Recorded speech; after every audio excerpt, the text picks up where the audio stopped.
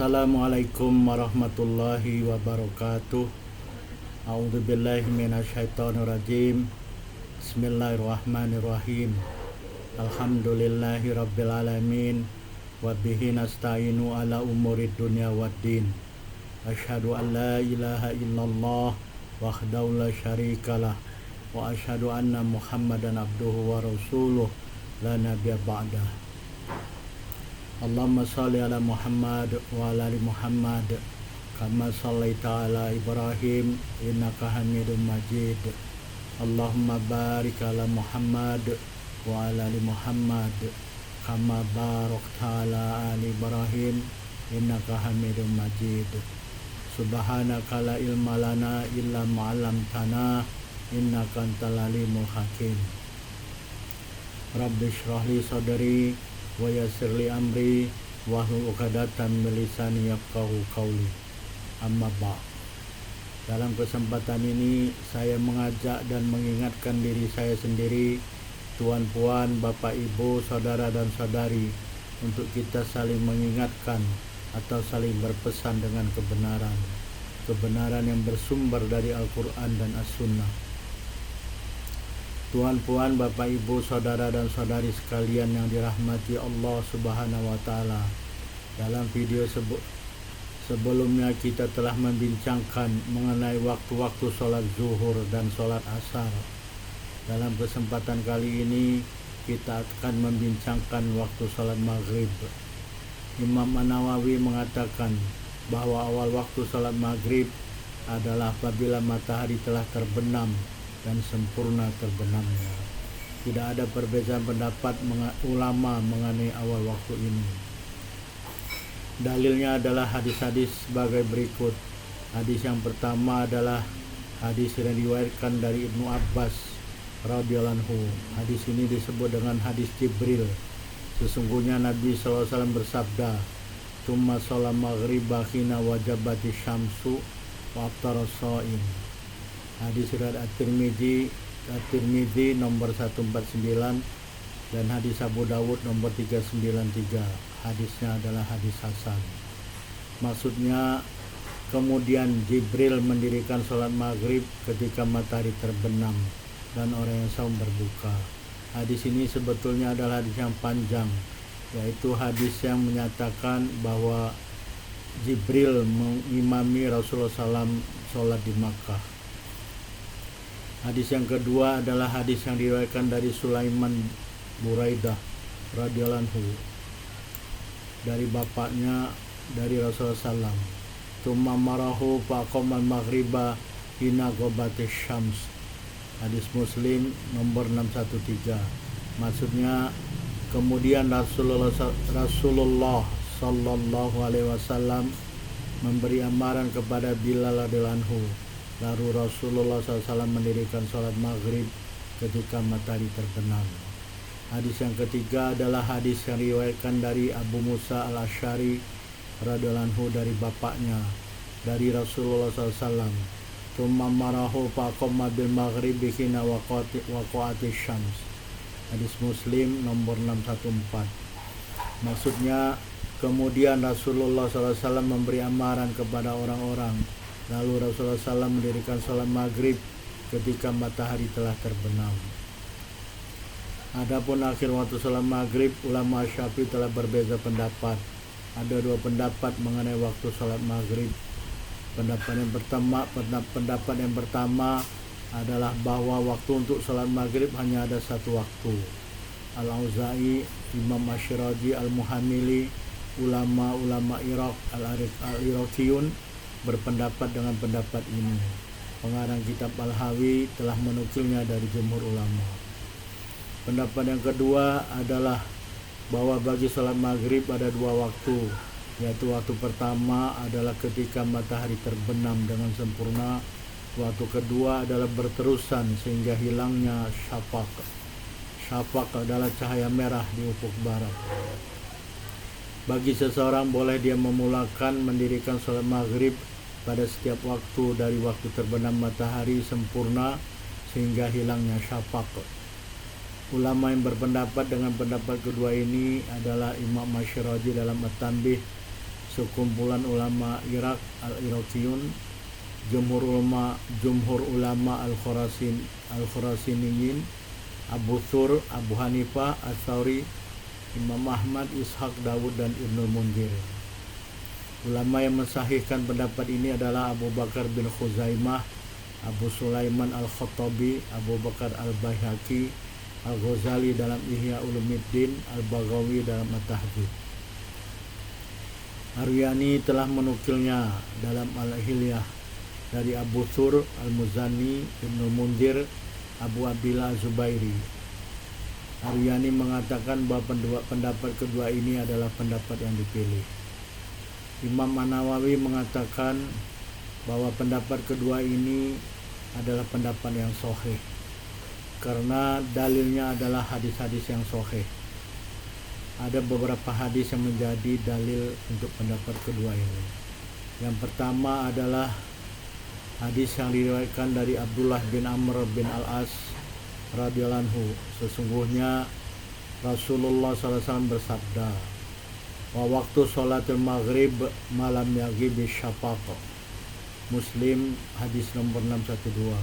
Maksudnya, dan waktu sholat maghrib adalah selama syafaq belum hilang.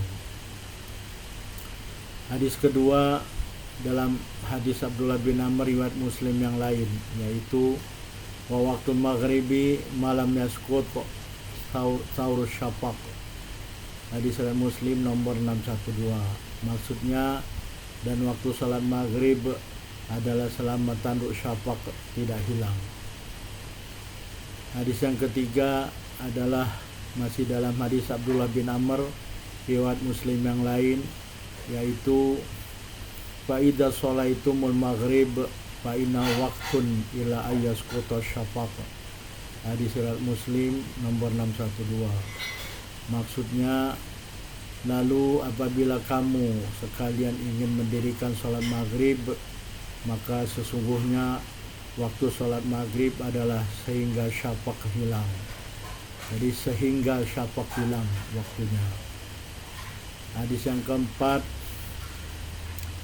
adalah masih dalam hadis Abdullah bin Amr riwayat Muslim yang lain, yaitu wa waktu sholatul maghrib idza ghobati syams malam yaskuti syafaq. Hadis riwayat Muslim nomor 612. Maksudnya, dan waktu sholat maghrib adalah apabila matahari terbenam selama syafaq tidak hilang.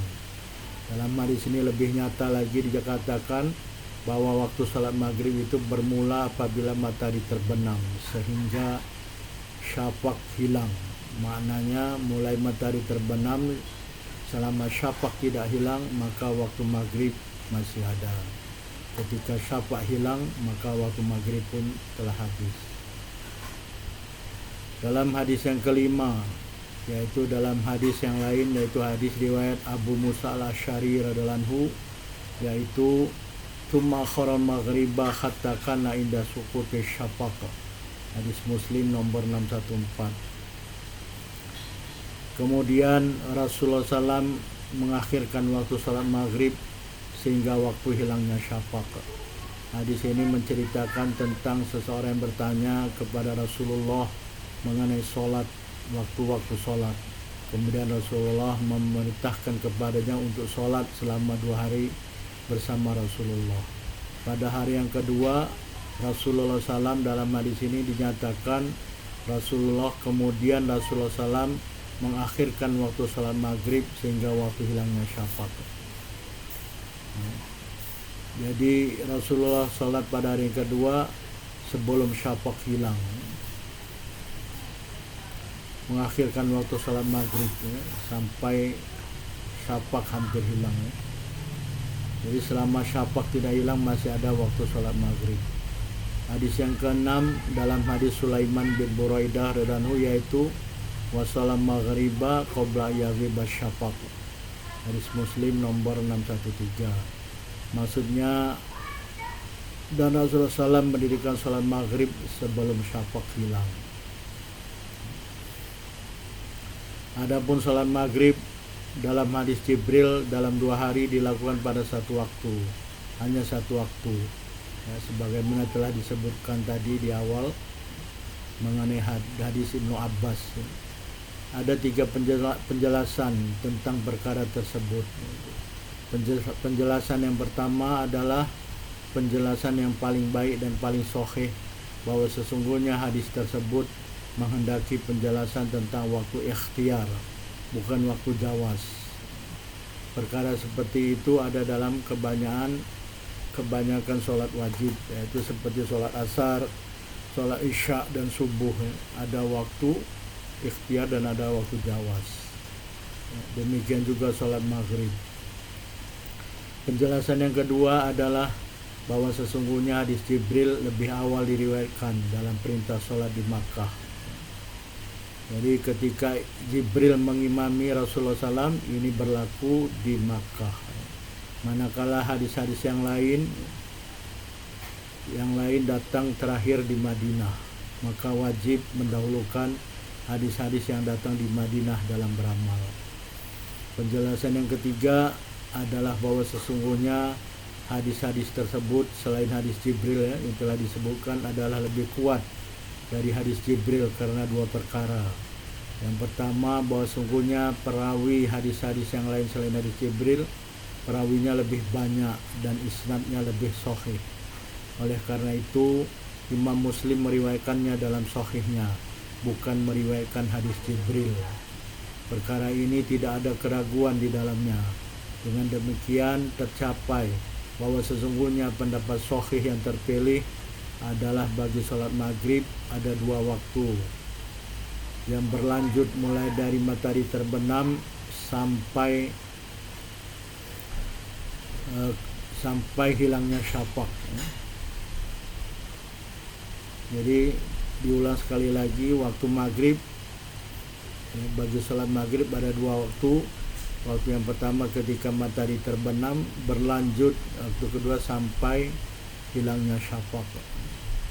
Dan boleh memulai sholat maghrib pada setiap waktu dalam waktu tersebut, mulai dari waktu terbenam matahari sampai hilangnya syafaq.